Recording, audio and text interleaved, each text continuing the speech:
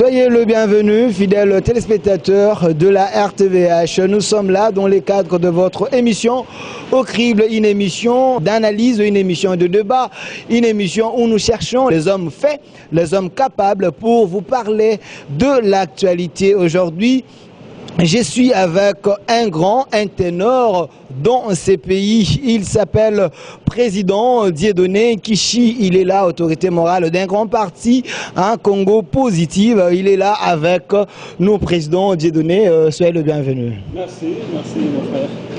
Voilà, Président Dieudonné, vous êtes sans ignorer que ces derniers temps, les torchons brillent en République démocratique du Congo selon les opposants. Vous êtes de la majorité. Comment se porte d'abord votre famille politique?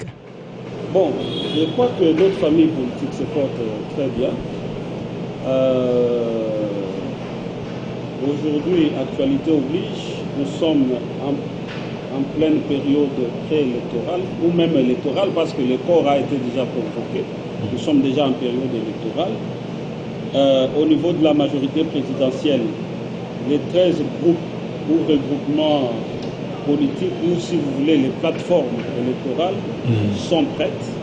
Hier, pas plus tard qu'hier, nous étions en réunion à Chaubuis pour évaluer la situation et savoir si nous étions prêts pour déposer nos dossiers de candidature la semaine prochaine. Je ne vais pas faire un compte rendu parce que ce n'est pas moi le porte-parole de mais quand même nous donner les groupes qui n'ont pas eu beaucoup de candidats, qui n'ont pas présenté beaucoup de candidats, à 500 candidats pour l'élection des députés provinciaux. Vous imaginez, ce n'est pas rien. Donc c'est pour vous dire que la majorité se porte très bien. Nous nous préparons aux élections et nous irons aux élections sous peu et nous allons remporter ces élections.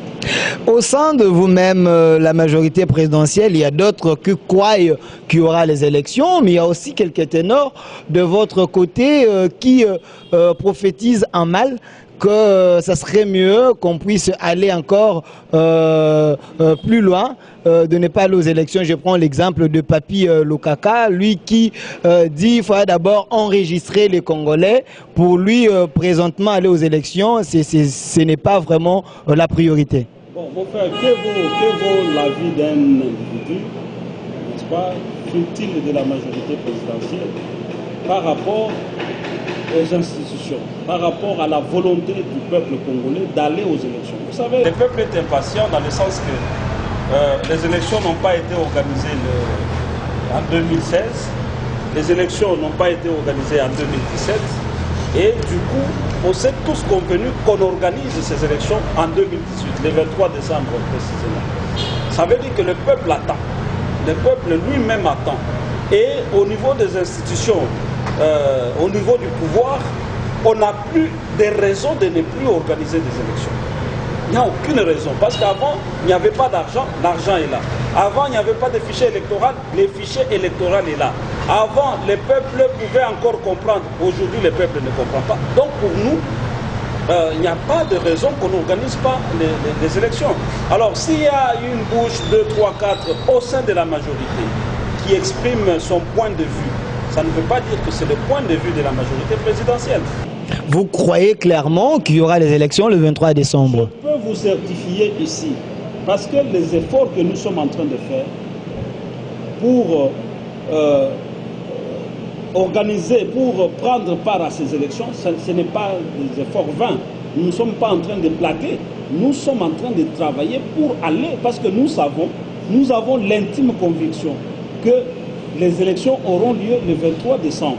Aujourd'hui, les gens s'étonnent que la majorité soit prête. Là où on a raconté dans cette ville ici, partout dans ce pays, qu'on ne voulait pas aller aux élections. Aujourd'hui, la peur a changé de camp.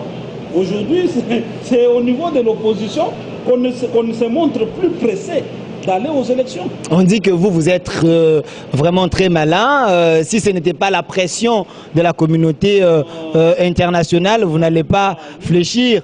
Nous n'avons pas fléchi à une pression. La seule pression que la majorité présidentielle a, c'est la pression du peuple.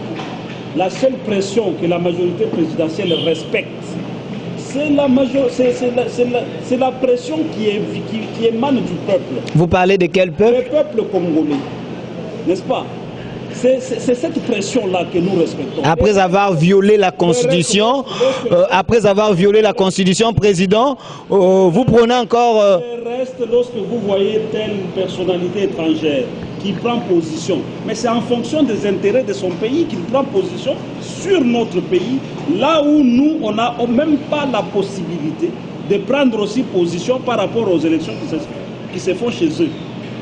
Voilà pourquoi pour nous, la pression la plus importante et que nous respectons, c'est la pression du peuple. C'est le peuple qui veut que les élections, cette fois-ci, que ça ne rate pas et ça ne va pas rater. Vous oubliez que Louis Michel était pour vous comme un petit Jésus. C'est lui qui vous a, pour vous, la majorité présidentielle, comme un petit Jésus. Mais aujourd'hui, vous reniez tout ce que la communauté internationale a à faire pour vous, les pouvoirs en place. Bon, mon frère, ou bien nous discutons des choses vérifiables parce que c'est une grande émission. Bon, Louis Michel, vous citez Louis Michel, il était pour la majorité, il était qui? Il était l'autorité morale, il était... Un petit Jésus. Il y a maintenant des Jésus dans la majorité. C'est lui qui vous a apporté des solutions lorsque tout était bloqué. Bon, écoutez, bon, si vous pouvez vous poser des questions et vous répondre... comprenez que je suis avec le président Dieudonné, il est de la majorité présidentielle, ce n'est que normal. Non, voilà. Ce n'est pas... Moi, je pense qu'une émission a un caractère pédagogique. Alors, si vous dites que Louis Michel était un petit Jésus, dites aux téléspectateurs qui nous suivent comment il a exercé, d'abord, comment il peut y avoir un Jésus dans une majorité présidentielle, je ne sais pas. Et dites-leur comment il a exercé ses rôles. Mais moi, je ne connais pas, comme membre de la majorité, je ne connais pas, à part l'autorité morale qui est Joseph Kabila Kabange, c'est l'autorité suprême de la majorité présidentielle. Au-dessus de lui, il n'y a aucune autre autorité. Et c'est à cette autorité-là que nous obéissons. C'est à cette autorité que nous rendons, que nous obéissons. C'est à cette autorité, c'est vis-à-vis de cette autorité que nous prenons les orientations stratégiques et nous nous mettons au travail. Les restes, d'abord Louis Michel, ce n'est pas un Congolais. Comment un non-Congolais va venir dans une majorité de Congolais? Vous voyez que ça n'a pas... Je ne vois pas, je ne comprends pas. Président Dieudonné Kishi, c'est vrai, vous venez de dire que vous, la majorité présidentielle, vous êtes tellement prête pour aller aux élections, mais il y a une question qui reste encore pendante dans la tête de plus d'un. Votre candidat de la majorité présidentielle, jusque-là, vous n'arrivez pas toujours à être clair, parce que il y a eu Emmanuel Ramazani Shadari, lui qui avait dit il y a que Joseph Kabila comme candidat. Il y a eu plusieurs personnes, Mova Sakane également, Likofi à Kabila. Il y a eu plusieurs slogans, Kabila Totondio Nanouté. Mais du moment que vous savez très bien qu'il ne peut plus se représenter, est-ce que vous avez votre candidat? Bon, je ne sais pas. À partir du moment où on sait que la majorité présidentielle va aller aux élections provinciales, si nous allons à l'élection provinciale, c'est parce que nous avons des candidats. Si nous allons à l'élection des députés nationaux, c'est parce que nous avons des candidats. Des candidats à la présidence. Si nous allons à l'élection présidentielle, c'est aussi parce que nous avons un candidat. Alors, si vous voulez être logique par rapport... Parce qu'il y a 3 scrutins qui s'organisent le même jour. Si vous voulez être logique, nous poser une question plus ou moins logique. Commencez par nous demander qui sont nos candidats députés provinciaux. Et on va vous donner la liste des 10 725 candidats que nous venons de réunir au niveau de la majorité présidentielle. Si vous voulez connaître pour ce qui est de la députation nationale, commencez par nous poser la question, qui sont nos candidats députés nationaux? On va vous étaler, vous prenez les 15 groupes de la majorité présidentielle, fois 500, ça vous fait un chiffre, 15 fois 500, vous avez un chiffre donné, on vous donne les noms de tout ça, et après maintenant nous pouvons aller à la présidentielle, comme là-bas c'est un seul nom, on vous donne aussi un nom. Mais Pourquoi c'est seulement le candidat président de la République? Mais où est-ce que les bas blessent, Président? Regardez cette caméra, parce que vous avez la facilité de nous donner les noms de candidats, de députés, mais les candidats comme président, ça. Tous les ténors de la majorité présidentielle à qui on a posé cette question vous ont déjà dit que c'est une question de stratégie. Ça, c'est votre stratégie? C'est une question de stratégie. Si c'était une obligation légale, si c'était obligatoire que le président de la République, en fonction, devait, à un jour, à un mois, à une année, à 3 ans de la fin de son mandat, il devait donner les noms de son successeur potentiel, en ce moment-là, nous nous sentirions dans l'obligation de déclarer les noms de cette personne-là. Mais il n'y a rien qui nous y oblige. Et vous voyez ici, on veut que tous nous puissions jouer les jeux des petits-enfants. Vous voyez quelqu'un qui est dans son salon là-bas, il se réveille un matin pour une raison ou une autre, je suis candidat à la candidature, allez, le monde entier commence à le considérer comme un candidat. Et vous voulez qu'une institution comme la majorité présidentielle, institution organisée, puisse tomber dans les jeux comme ça? Ce n'est pas légal. Vous voulez que la majorité joue un jeu qui n'est pas légal? Ce n'est pas stratégique, n'est-ce pas? Ce n'est pas stratégique. Mais lorsque l'honorable Delis Sesanga dit que vous, la majorité, vous n'êtes pas crédible, vous ne respectez même pas les principes, mais le président de la République, une fois au Congrès, il avait dit, pour ce qui concerne son avenir politique, la Constitution avait déjà tranché. Croyez-vous qu'il va respecter ces 2 mandats selon la Constitution? Parce que Delis Sesanga nous avait dit que vous n'êtes pas crédible, vous ne respectez rien. Vous allez chercher l'honorable Delis Sesanga bientôt pour lui demander entre lui et nous qui est crédible. Parce que nous allons déjouer tous les mauvais pronostics, tout ce qui a été dit contre Joseph Kabila, tous les préjugés, tous les prêts d'intention qui ont été faits vont être démentis bientôt. Vous comprenez? Ça va être démenti. Joseph Kabila n'a fait que dire depuis longtemps qu'il n'était pas candidat. Il n'y a que les gens qui n'ont pas les oreilles politiques pour ne pas comprendre qui n'ont pas voulu entendre ça de cette oreille. Quand quelqu'un vous dit la Constitution a déjà tout réglé, ce n'est pas une réponse pour vous. Quand quelqu'un vous dit ne vous préoccupez pas de mon sort, on ne se préoccupe pas du sort de quelqu'un parce que la personne considère que moi j'ai fini ce que je devais faire, le reste, le temps va le gérer. Voilà. Mais voilà que vous voulez nous amener dans des considérations qu'on ne peut pas, que nous on n'intègre pas.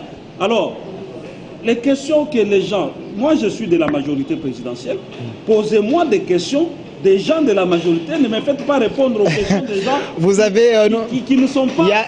vous êtes sans ignorer qu'il y a un acteur politique qui venait de mettre une hypothèse en place, disons que l'élection de 2011 était modifiée en un seul tour, donc c'est fort probable que Joseph Kabila fait un mandat, donc il peut encore briguer le 2e mandat selon lui. Êtes-vous sûr? Nous sommes une organisation, c'est tout ça qui montre que nous sommes des gens sérieux dans ce pays.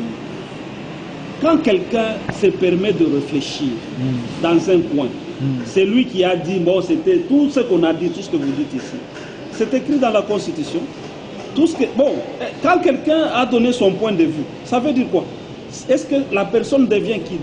C'est cette personne-là qui devient la Constitution de notre pays? Est-ce que c'est cette personne qui devient Joseph Kabila lui-même?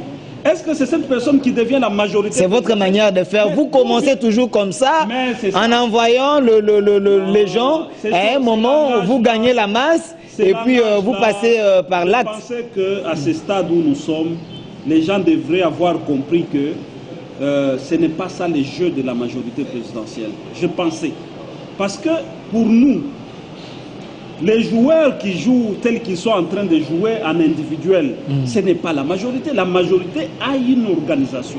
La majorité a un porte-parole qui s'appelle Son Excellence André Alain Atundu Biongo.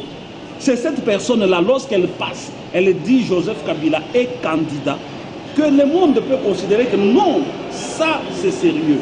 Mais qu'il soit président d'un parti, qu'il soit ministre, qu'il soit qui que ce soit, qui vient dire Joseph Kabila est parti, est candidat, et vous prenez ça, vous commencez à manquer de sommeil. Nous, on ne comprend pas. Je vous ajoute encore un autre élément. Vous avez une nouvelle star au sein de la majorité présidentielle, le ministre Koko Nyangi. Lui aussi, il était allé presque dans le même sens en disant, non, il est quand même un grand cadre au sein de la majorité présidentielle. Je cite son nom, Joseph Koko Nyangi, qui dit « Si l'opposition refuse la machine à voter, nous devons consulter la population. » Là, vous ouvrez une voie au vote référendum. C'est son point de vue. Il est de la majorité. Papa, ce n'est pas parce que vous êtes de la majorité que vous ne pouvez plus parler à titre personnel dans ce pays. Je vous dis, lorsque la majorité présidentielle prend position, c'est André Alain Atundu Yongo qui passe, qui vous dit, voici la position de la majorité présidentielle par rapport à cette question-là. Vous comprenez? Mais on n'a pas vu. On n'a pas vu ça. Donc ça n'existe pas. Ne soyons pas là en train de discuter des choses qui n'existent pas. Moi je pense que le plus important est de discuter des choses qui existent. Les prises de position des gens, c'est comme je suis ici. Je peux dire dans cette émission que Joseph Kabila va avoir un 3e mandat. N'est-ce pas? Mais il faut entrer dans les fonds de ma pensée pour comprendre ce 3e mandat, il l'aura comment? Vous comprenez? Savez-vous que la parole, c'est une arme forte? Lorsque vous parlez, vous êtes un acteur politique, il faut savoir tourner la langue. Voilà pourquoi tout ce que vous êtes en train de parler, ça vous engage. Et aussi, ça peut changer les données au sein de la population. Voilà pourquoi vous faites l'actualité. Nous prenons vos propos pour que vous puissiez aussi analyser avec un œil plus politique. Voilà. Parlons des choses qui existent, parce que vous venez de les dire. Parlons de la machine à voter, parce que ça existe. Corneille Nangaa persiste et insiste que nous irons aux élections avec la machine à voter. Mais Félix Tshisekedi est contre l'UDPS. C'est quand même un partenaire, un grand parti politique pour aller aux élections pour des raisons de l'inclusivité. Pensez-vous que Corneille Nangaa peut quand même entendre aussi la voix des autres? Non, Corneille n'a pas à entendre la voix des autres parce que c'est lui qui organise les élections. Le besoin de tout le monde. On a vu tout le monde crier ici que la majorité ne voulait pas organiser les élections. Mais les élections sont là. Les élections sont là. Allons aux élections. Allons aux élections. Allons simplement aux élections. Point barre.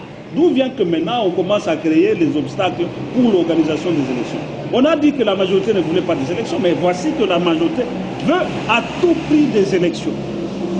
Vous voulez les élections parce qu'il y a la machine à voter. S'il n'y avait pas la machine à voter, vous allez toujours continuer dans vos manœuvres. Quelle est la peur d'aller aux élections avec la machine à voter? Il n'y a pas de peur. Daniel Mbaou, conseiller juridique du MLC, il avait dit qu'avec cette machine, vous avez déjà tout programmé à l'intérieur. Il y a risque que vous puissiez tricher. C'est des supputations. C'est des supputations. Aujourd'hui, au jour d'aujourd'hui, qui peut dire ça et rester crédible? Au jour d'aujourd'hui, c'est des gens, ils vous disent ça, mais qu'ils viennent ne fût-ce qu'avec sa propre machine à lui, qu'il vous montre, voilà, j'ai exactement cette même machine. Parce que les gens savent même où est-ce qu'on a acheté cette machine.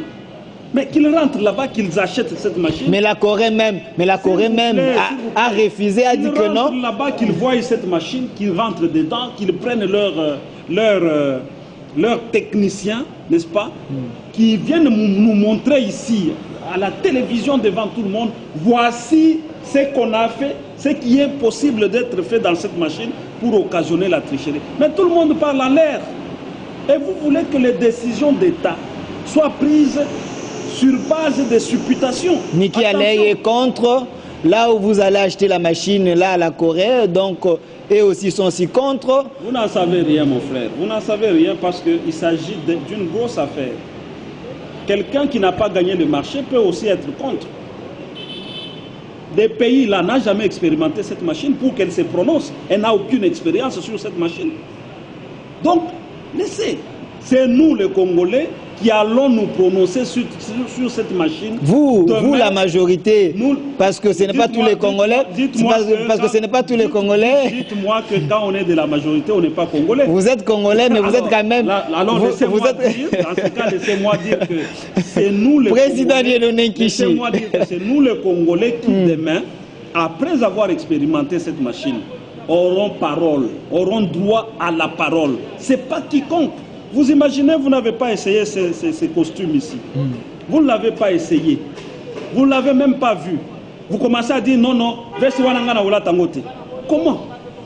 Vous n'avez même pas touché, vous n'avez même pas... Non, écoutez. Vous ne respectez pas les règles. Quelles règles? Voilà pourquoi Denis Sessang a dit que vous n'êtes pas sérieux, vous ne respectez pas les règles. Quelle est la règle? Quelle est la loi? S'il vous plaît, quelle est la loi qui dit qu'on ne doit pas avoir une machine à voter dans le processus électoral? Donnez-moi un seul article. Mais ça a été dit au début. Non, au début, selon les accords, selon le pourparler, selon tout. J'ai l'accord, j'ai tous ces papiers, mon frère. Nulle part on a dit qu'on ne doit pas avoir une machine à voter. Nulle part. La Constitution ne dit pas qu'on ne peut pas avoir une machine à voter. La loi électorale n'interdit pas d'avoir une machine à voter. L'accord de la Saint-Sylvestre ne dit pas qu'on ne doit pas avoir une machine à voter. Donc, si tout ça, donc ce qui n'est pas interdit est autorisé. Si la majorité de partis politiques au Congo refuse cette machine, mais vous, la majorité, vous persistez, vous insistez pour que la machine à voter soit là. Mais vous savez pourquoi nous insistons? Pourquoi? C'est parce que nous avons vu la mauvaise foi des gens dans ce pays. Lorsqu'on voulait voter cette même constitution ici, on a vu les mêmes là, qui ont dit non, non, non. Vous parlez des mêmes qui? Soyez pragmatique quand même. Soyez pragmatique. On a vu les opposants. Vous parlez d'Etienne Tshisekedi. Il avait refusé. Pas seulement Etienne Tshisekedi. On a vu l'opposition globalement. Nous avons beaucoup de respect pour son Excellence Etienne Tshisekedi. C'est les pères de la démocratie dans ce pays. Nous avons beaucoup de respect, beaucoup d'égards. Mais ce que je veux dire ici, c'est que, vous savez, dans ce pays, si vous suivez tout ça, vous ne ferez jamais quelque chose. Lorsqu'on voulait voter cette constitution qui nous régit aujourd'hui, les gens avaient dit non, n'allez pas voter. Si vous votez, battez Kimboka. Les gens ont même refusé d'aller aux élections de 2006. N'est-ce pas? Mais si on avait écouté ces gens, on n'aurait pas eu une constitution, on n'aurait pas eu les élections de 2006. Et la suite, qu'est-ce que c'est? Selon l'opposition, on n'a jamais eu de bonnes élections. On n'a jamais eu de bonnes élections dans ces pays. Aujourd'hui, on commence à vous dire en 2006, il ne faut pas la machine. En 2006, sort Jean-Pierre Mbemba. Vous allez voir que les gens qui ont refusé la machine, en ce moment ici, ils sont en train de composer leur dossier. Mais ils devaient seulement dire non, non, non, avec cette machine, nous, on n'ira pas aux élections. Ce serait logique. Ce serait logique. C'est ça que vous voulez, à ce que ces gens ne puissent pas aller déposer leur dossier. Non, j'étais avec les docteurs. J'étais avec le docteur Kandanda, je lui ai posé cette même question. Il avait dit, le docteur Kandanda, il fit rapporteur à Genval, il avait dit, nous déposons nos dossiers parce qu'on ne veut pas qu'à la fin, qu'on puisse nous dire qu'on n'était pas prêt pour aller aux élections. On dépose quand même, mais nous continuons à contester la machine à voter jusqu'à la dernière minute. C'est une bonne attitude. C'est une bonne attitude qui vous montre que, effectivement, dans ce pays, si vous suivez ce que les gens disent, parfois les gens racontent des choses pour vous distraire. Pour distraire ceux qui organisent, de sorte que demain, lorsqu'ils n'ont pas organisé, qu'ils aient des motifs de vous fusiller. C'est une stratégie politique pour diaboliser, pour intoxiquer. Mais aujourd'hui, nous irons aux élections, vous allez voir, les résultats seront proclamés. Il n'y aura même presque pas de contestation. Et pourquoi ne pas décrisper l'espace politique, laisser aussi les autres revenir au pays, hein, comme Moïse Katumbi, il y a les prisonniers politiques, vous la majorité, pourquoi ne pas mettre de l'eau dans votre verre? Mais j'ai cru comprendre que notre ancien compatriote, Moïse Katumbi, n'aurait pas de nationalité congolaise. Parce que s'il doit revenir ici, d'après ce que nous avons entendu, c'est pour qu'il puisse participer à tout ce qui s'est fait ici. Mais comment vous allez participer si vous n'avez pas la nationalité? Mais ça vous fait la honte quand même avant de parler, avant de dire ça. Il faut quand même baisser la tête parce qu'il a géré avec vous. Il était votre chouchou. Voilà. Voilà, il était votre chouchou. Est-ce qu'on peut dire ça vraiment? Est-ce qu'on peut dire... Mais il était votre chouchou quand même. Meilleur député, meilleur gouverneur. Mais il a usurpé. Il aurait usurpé. Il aurait usurpé. Vous savez que vous pouvez prendre plusieurs nationalités sans qu'il y ait une seule personne qui le sait. Et nous, ce n'est pas un argument ça. Vous savez, vous êtes en train de me dire que lorsque quelqu'un a volé, n'est-ce pas, 2 ans, 5 ans après, parce que vous ne l'aviez pas attrapé hier, demain ne dites pas que c'est un voleur. Voilà votre raisonnement. Est-ce que c'est possible? Ce n'est pas la peur. Vous avez peur de lui parce qu'il a la foule, il a des gens. Mon cher ami, la foule n'a jamais voté quelqu'un. Nous, on a vu des gouverneurs de province, candidats gouverneurs de province, candidats députés provinciaux, candidats députés nationaux qui ont échoué. On a vu des gouverneurs de province... Landré Kimbuta avait aussi échoué. Il avait aussi échoué à la députation. En fonction, oui. En fonction, un gouverneur en fonction a déjà échoué. N'est-ce pas? Donc c'est pour vous dire que la notion de popularité là, elle est relative. Et puis, vous savez, tous les acteurs ici, ils ont l'adhésion, parfois parce qu'on ne les connaît pas en profondeur. Mais aujourd'hui, avec le temps, petit à petit, les gens sont en train de connaître qui est ce monsieur. Petit à petit, les gens sont en train de se rendre compte qu'il y a ça. Oh, il y a ça. Oh, petit à petit. Président Dieudonné Kishi, Moïse Katumbi derrière lui, il a quand même de grands politiciens derrière lui. Nous avons l'Olivier Kamitatou, nous avons les Délices Sanga, Chéribin Okende, il y a plusieurs personnes derrière lui. Croyez-vous que ces gens-là, ils sont des gens qui n'arrivent pas à comprendre que Moïse Katumbi n'a rien?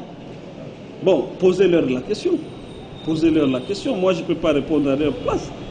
Mais on ne sait pas quelles sont les motivations. Moi, je ne connais pas personnellement pourquoi ils sont allés là-bas.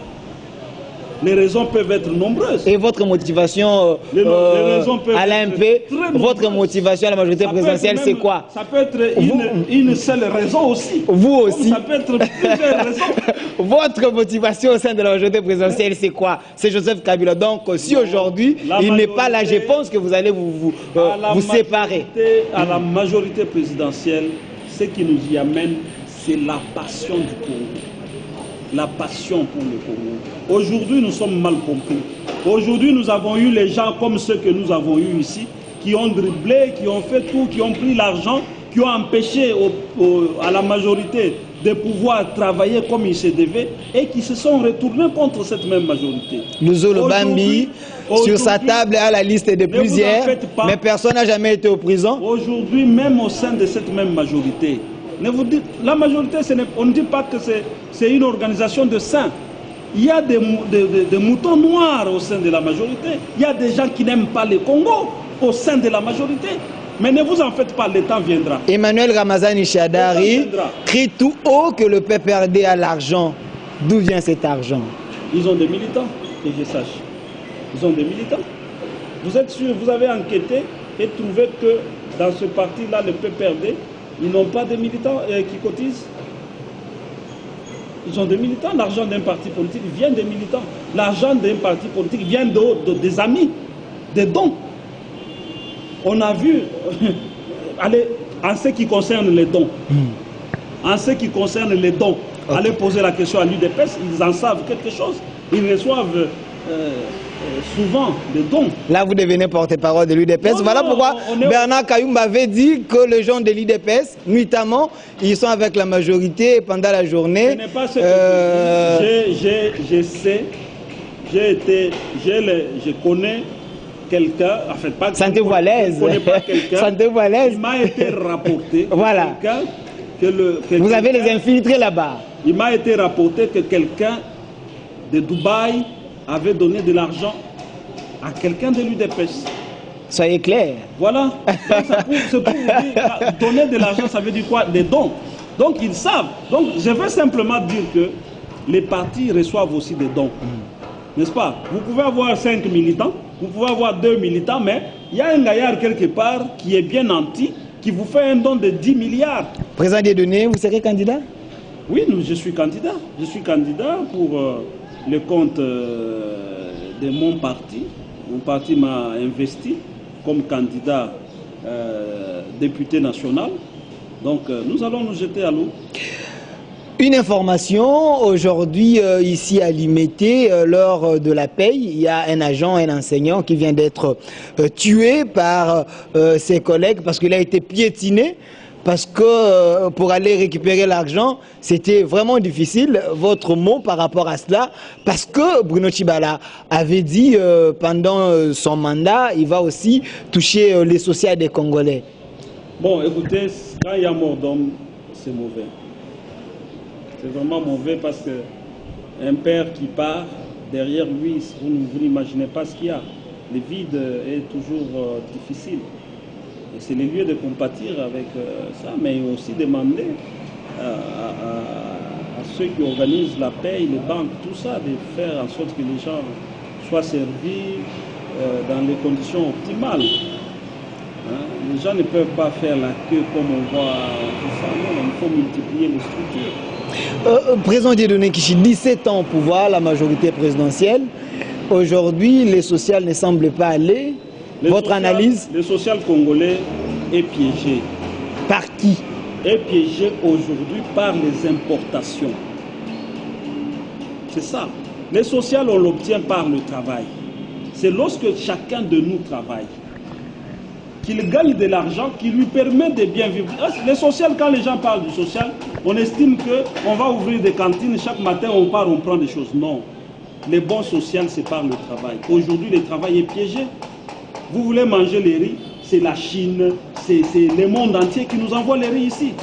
Vous voulez manger la tomate, elle vous vient du monde entier. Les poulets, ça vous vient d'ici. Les Thomson, toutes ces choses, ça vous vient du... Ici, c'est devenu des marchés. Mais c'est vous qui êtes au pouvoir, vous êtes en train de signer les accords avec ces gens. Maintenant, vous voulez condamner qui? Président Dieudonné Kishi. C'est vrai, mais ce que je vous dis, ce sont des situations héritées. Les importations ont commencé, se sont amplifiées. Vous trouvez toujours une petite porte. Je vous explique, pour ne pas... je ne trouve pas de petite porte, mais je vous explique parce voilà. que ces problèmes de social, vous croyez que ça ne concerne pas ma famille? J'ai des gens qui chôment dans ma famille. Et je me bats pour qu'on comprenne d'où nous viennent ces problèmes. Quel que soit le gouvernement qui va s'installer, même si ce n'est pas la majorité présidentielle, si on n'a pas compris d'où nous viennent les problèmes du social, nous allons tous continuer à souffrir. Or, nous avons une recette. Nous disons, il n'y aura jamais de bon social si les gens ne trouvent pas du travail. Et le travail est piégé par les importations. Parce qu'au lieu que nous nous mettions à produire, voilà que nous prenons l'argent du Congo, nous envoyons en Chine pour acheter les riz, nous envoyons au Pakistan pour acheter les riz, nous envoyons je ne sais pas où pour acheter les sucres, là-bas nous envoyons l'argent pour acheter les sels, de l'autre côté on envoie l'argent. Donc le Congo donne au monde entier. Et c'est ça le problème. Il faut que vite, les premiers ministres, Bruno Tshibala Nzenze, dit Saint-Bruchi, qu'ils prennent la courageuse décision d'arrêter les importations.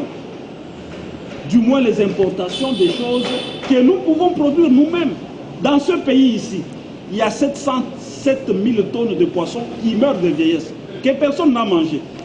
Mais c'est pendant qu'il y a 707 tonnes de poissons qui meurent de vieillesse, voilà que les poissons, 150 000 Vous êtes les premiers à prendre les initiatives. Nous viennent de gauche à droite. Alors, vite, le gouvernement doit prendre cette décision-là. Projet Boukangalonzo, aujourd'hui, sans succès. C'est comme vous aussi, vous pouvez entreprendre une initiative qui ne donne pas. L'intention du président de la République. Vous mettez toujours président devant et puis ça ne produit pas toujours. La volonté, vous imaginez un père de famille qui fait des choses pour que ça échoue? Non. Le Boukangalonzo, ça n'a pas été fait pour que ça échoue. Mais... Qu'est-ce qui n'a pas marché? Je ne sais pas, je ne suis pas de Boukangalonzo, mais analysant les choses, il est possible dans la vie des hommes. Soyons honnêtes, soyons humains. Il est possible que vous entrepreniez quelque chose qui ne marche pas. Est-ce que c'est pour autant que tout ce que vous avez entrepris n'a pas marché? Est-ce que c'est pour autant qu'on doit vous lapider parce que vous avez entrepris une initiative qui n'a pas marché? Non. Et la notion de la démission, pour vous les gens de la majorité, ça n'existe pas? dans d'autres cieux, nous voyons si ça ne marche pas, il y a des gens qui démissionnent. Nous ne sommes pas dans d'autres cieux, nous sommes au Congo. Au Congo, il y a l'exception. Au Congo, aujourd'hui, le président Kabila a dit son regret, c'est de n'avoir pas vraiment transformé l'homme congolais. Vous savez, nous sommes un peuple... Ce n'est pas une honte. Excusez-moi. Ce n'est pas une honte pour vous. Non. Je vais vous relancer. Ce n'est pas une honte pour vous. Est-ce que lui, il avait la mission de changer l'homme congolais? C'est une honnêteté. Est-ce qu'il avait la mission de changer l'homme congolais? C'était ça sa mission au pouvoir, 17 ans. Mon frère, partout au monde, on ne peut pas diriger un peuple d'indisciplinés. Je suis désolé. Vital Kamerhe prend cela comme injure. Vital Kamerhe avait dit que le président de la République ne peut pas dire ça. Ça c'est minimiser les Congolais. Est-ce que lui-même a déjà changé? Est-ce que lui-même a été transformé pour qu'il puisse dire des choses comme ça? Que son regret c'était ça. Un président de la République, c'est lui qui a la vision. Vous n'allez pas demander au président de changer. Et sa vision c'était quoi? Vous avez du pouvoir. On l'a voté sur base d'une vision. Et sa vision c'était quoi? Il voulait que l'homme congolais devienne un homme qui entre dans la culture de la production au lieu de la culture de la jouissance. La majorité. Nous sommes des jouisseurs. Nous sommes un peuple de jouisseurs. Nous, au lieu de nous mettre dans la production, aujourd'hui, les Congolais, nous sommes plus dans la jouissance. Et c'est ça le problème. C'est comme ça que vous voyez qu'un ministre, il vient là, au lieu d'arrêter les importations, nous amener tous au travail, il signe des papiers pour que les choses viennent au Congo. Mais c'est ça la jouissance. Est-ce qu'il faut que Kabila vienne dire au ministre de l'économie, monsieur, arrête de signer les documents d'importation? Est-ce que c'est son rôle? Mais quand on vous met comme ministre de l'économie, on vous met comme ministre de l'agriculture, vous êtes ministre de l'agriculture, vous vous sentez comment quand c'est l'agriculture des autres pays qui envoie le maïs dans votre pays, là où vous êtes ministre? Ici au Congo, on trouve tout. Nous avons des ministres dans les bureaux, excusez-moi les termes, en train de se masturber. Tout ça, c'est au pouvoir. Voilà. Président Dieudonné Kishi, c'est vrai, on vous a laissé le temps que vous puissiez s'exprimer, parler.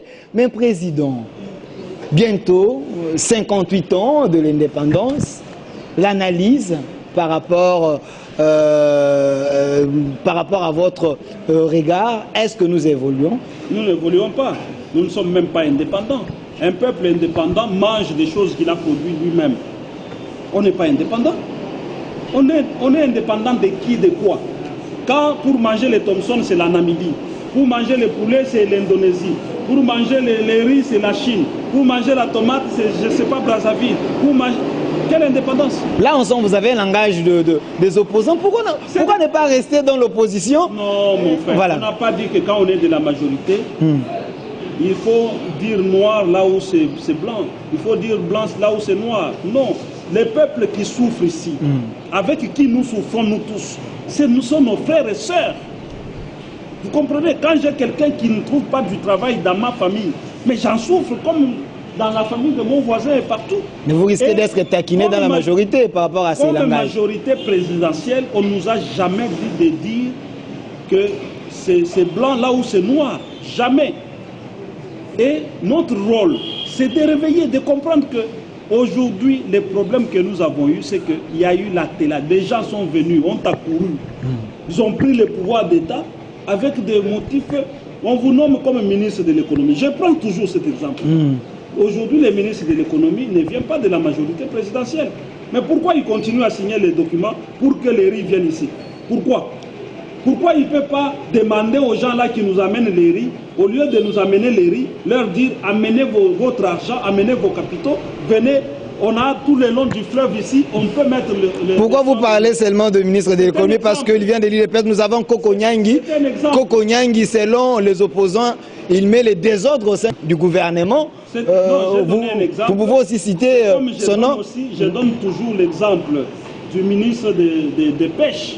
Je demande comment il se sent dans sa peau de ministre quand il voit des cargaisons entières de poissons qui viennent du monde entier, alors que nous avons 707 000 tonnes de poissons qui meurent de vieillesse. Voilà la question. Je suis de la majorité, mais je lui pose cette question-là.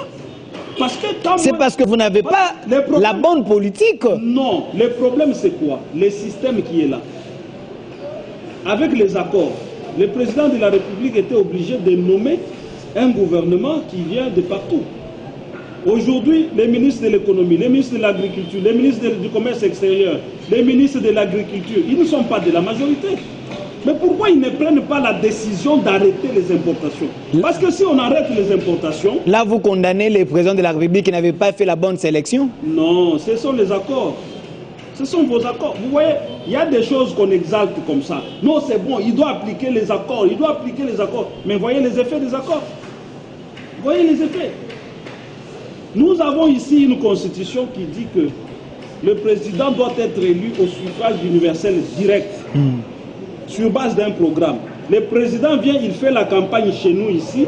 Écoutez, si vous me votez, je vais faire 5 chantiers pour vous. Sur cette base, nous les votons. Il s'installe dans son pouvoir. Ce n'est plus lui qui doit venir nous dire ce qu'il a fait. Il faut lui adjoindre un premier ministre. Surtout maintenant, le premier ministre vient de l'opposition. Est-ce que ce premier ministre peut avoir vraiment à 100% le besoin de faire réussir le président de la République? C'est là où vous voyez qu'aujourd'hui, Kabila est en train de répondre des choses à cause du système constitutionnel. Vous êtes très malin. Est-ce que Bruno Tshibala a fait combien de temps au pouvoir? Est-ce que vous voulez lui responsabiliser de votre échec parce qu'il travaille avec vous? Non, quand je parle de Bruno Tshibala, en fait, je parle de Premier ministre. Ça peut être Matata. Ça peut être... Je vous montre simplement le fait que nous votons un président de la République sur base d'un programme, mais l'application de ce programme, c'est quelqu'un d'autre qui le fait. Est-ce que cette autre personne, qui soit Matata, qui soit Muzito, qui soit Gizenga, qui soit qui, n'est-ce pas, qui soit Badibanga ou Tshibala, est-ce qu'il a vraiment envie de faire réussir le président de la République? C'est une question. Or, le président ne peut pas se passer de ça parce que nous avons une constitution qui dit qu'il faut un premier ministre qui vient de quelque part. Est-ce qu'on ne peut pas supprimer cette notion de premier ministre pour que celui qui a pris les engagements vis-à-vis du peuple soit celui qui exécute son programme? Vous voyez? Et aux yeux comme ça, vous ne pouvez pas voir. Mais quand aujourd'hui, on pose des questions, ceci n'est pas fait, c'est qui? C'est Kabila. Ceci n'est pas fait, c'est Kabila. Ceci n'est pas fait, c'est Kabila. On ne voit pas d'où ça vient. C'est ça le problème. Et quand on appelle à la réforme, on appelle à améliorer la Constitution, on dit modifions la Constitution, vous avez les gens qui vous disent ne touche pas à ma Constitution, ne touche pas à ma Constitution. Balingui. Donc dès qu'on veut toucher à la Constitution, tout de suite c'est le nom de Kabila qui surgit. Comme si le prénom de la Constitution c'est Kabila. Voilà, nous sommes vraiment à la fin. Président Dieudonné Kishi, regardez cette caméra. Votre mot de la fin par rapport à l'émission d'aujourd'hui. Je vous remercie de m'avoir invité. Écoutez, dans ce pays, nous devons apprendre à poser les vrais problèmes. Aujourd'hui, nous avons un système politique défaillant à cause du système et la défaillance nous vient de ce que nous avons voté au référendum de la Constitution que nous avons aujourd'hui. On peut tout dire, je vous assure que cette constitution, même si on prenait un ange, on le met là comme président de la République, il ne fera rien. Il ne fera rien parce que ça porte les germes de choses qui ne peuvent pas nous faire avancer. Alors, l'instant, aujourd'hui, nous sommes en train d'aller aux élections. Oublions la question de la Constitution parce que demain, nous aurons les vrais pouvoirs qui nous permettra justement de toucher à la Constitution pour corriger les choses. Et voilà, pour l'instant, cap vers les élections. Cap vers les élections. La toute dernière question, question directe, réponse directe. Si aujourd'hui, Joseph Kabila n'est plus dans la majorité présidentielle, resteriez-vous dans la majorité présidentielle? Joseph Kabila ne peut pas être en dehors de la majorité présidentielle parce que c'est sa famille. Il l'a dit, il nous l'a dit à Kingakati à la dernière réunion. Il ne quittera jamais la majorité présidentielle. Donc, votre question ne se pose pas. Des deux, si par absurde, Joseph Kabila plus chef de la majorité présidentielle, ce qu'il sera là, c'est ce que nous serons. Nous serons avec lui. C'était les derniers mots de notre invité, président Dieudonné Nkichi. Il est l'autorité morale d'un grand parti Congo Positif. Aujourd'hui, j'étais avec lui. On a eu à se déballer sur l'actualité, mais on n'a pas tout terminé. On va encore les chercher au cas de besoin. Comme ça, on peut encore évoluer par rapport à l'actualité. Un grand merci parce que derrière la caméra, il y avait Titi Timbalanga au montage de cette Bradley Dickens, au directeur des programmes. Merci à notre AG, Jean-Pierre Moussé. Nous vous disons un grand merci. Nous vous laissons. Ciao.